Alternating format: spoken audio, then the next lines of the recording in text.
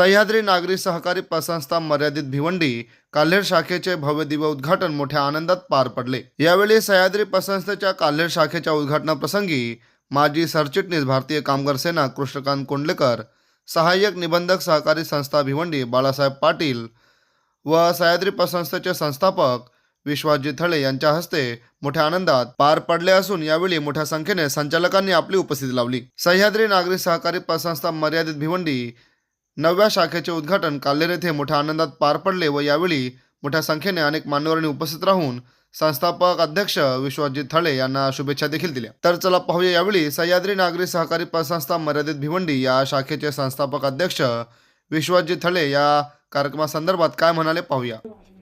ही नववी शाखा आहे। अजून एका शाखेच्या कार्यालयाचं उद्घाटन करायचं बाकी आहे। 1992 पासून आतापर्यंत या सहकार्याच्या चळवळीमध्ये काम करत असताना अनेक चांगले वाईट अनुभव आले। या संपूर्ण प्रवाहामध्ये चांगली माणसं आहेत, वाईट माणसं आहेत, परंतु ज्याच्याकडे राजहंसाची नजर आहे तो पाणी आणि दूध याच्यामधला फरक ओळखतो। अशा फरक ओळखणाऱ्या म्हणजे अनेक सहकार्याच्या सोबत गेली 33 वर्ष आम्ही काम करत आहोत आणि समाजाला नेमकं काय पाहिजे ही समाजाची नस नाडी ओळखून आम्ही त्या पद्धतीने पत्रपुरवठा करण्याचा प्रयत्न करतोय। 1992 साली आमच्या सोबत अनेक मतपेढ्या निर्माण झाल्या, परंतु काही मतपेढ्या कालाच्या ओघामध्ये म्हणजे निवडून गेल्या, लोक पावले। आम्ही दरवर्षी काही ना काहीतरी नवीन उपक्रम आमचा असतो। मला एका गोष्टीचा अभिमान वाटेल की सह्याद्री पतसंस्था जेवढे उपक्रम नागरिकांसाठी, लोकांसाठी, त्यांच्या कर्जदारांसाठी, खातेदारांसाठी राबवते एवढी दुसरी कोणी या भिवंडी तालुक्यामध्ये हे करत असेल असं मला वाटत नाही। सह्याद्री पतसंस्था ही कर्मचाऱ्यांची काळजी घेते, दैनंदिन प्रतिनिधींची काळजी घेते, सगळ्यांसाठी आरोग्याचे विमा कवच पतसंस्थेच्या माध्यमातून दिलं जातं, त्यांच्या कुटुंबाचंही दिलं।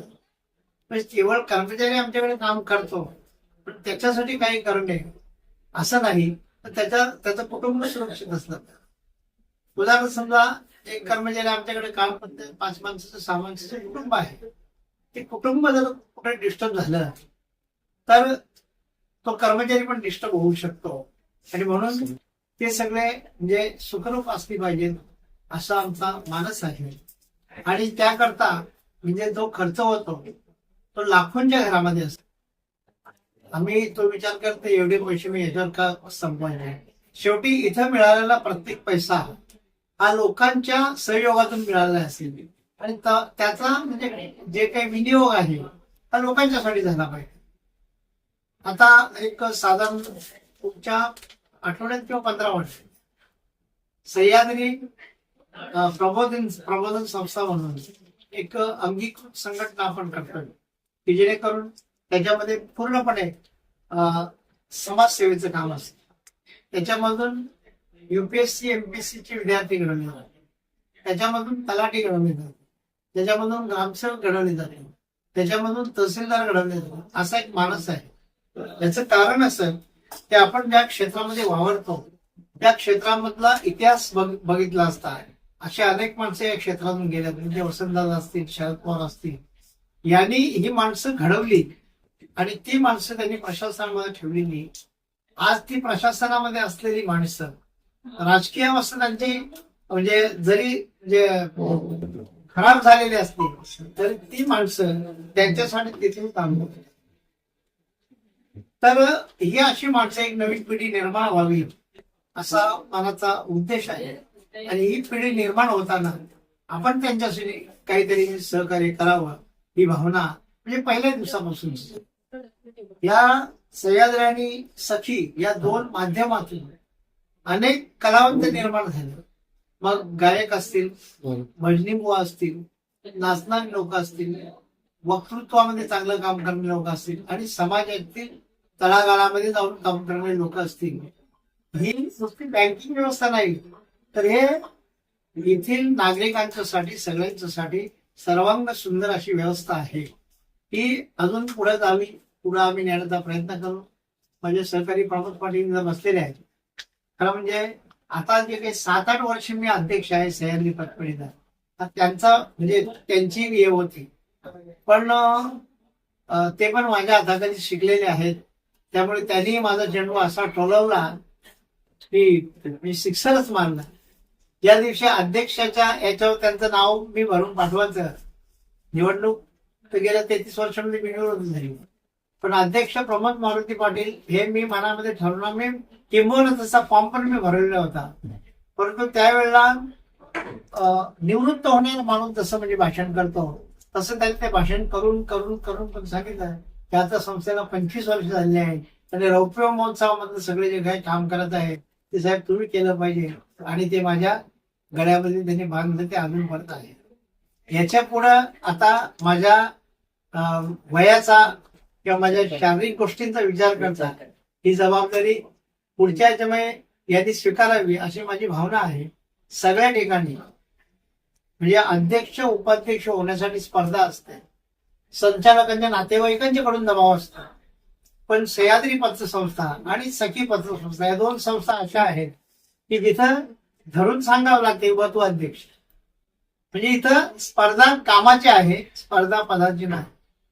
दुर्दैवाने एक सांगावं असं वाटतं, चांगली पतसंस्था आमच्या जोडीने काम करणारी पतसंस्था, पण अध्यक्षपद आडनावावर आहे, आळीवर त्या प्रभागावर याच्यावर दिली गेली आणि ज्यांना त्या अध्यक्षपदाची म्हणजे उंची समजली नाही ते अध्यक्ष झाल्यानंतर मग त्या संस्था पुन्हा गडबडतात.